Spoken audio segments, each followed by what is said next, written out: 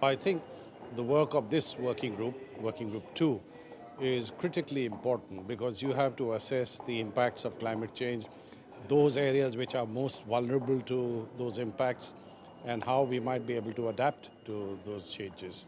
So I think from a human point of view, this is absolutely critical. We need to understand what climate change means for us in our own lives and how it is that it's going to affect both natural as well as social systems.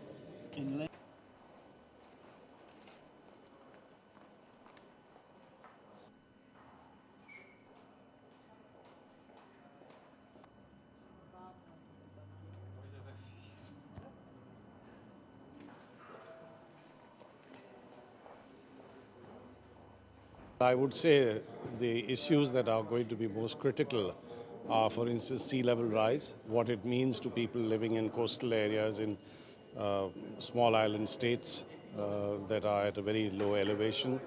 The whole issue of availability of water and how this is going to affect the water regime, not to speak of melting of the glaciers and all the bodies of snow and ice that you have in different parts of the world. And finally, I think it's also essential to see what climate change means in terms of impacts on all living species. That's both the plant and animal kingdom, how they're going to be affected, because that has direct linkages with human beings can do and how they should cope with that change. All right. Thank you very much. Governments need to do two things. They need to get emissions down and they need to prepare for a massively changing climate. So there are communities that are experiencing change already now and having problems now. Many others will so in the future. Governments need to start to invest and to think about how to plan, how to prepare for these crisis situations.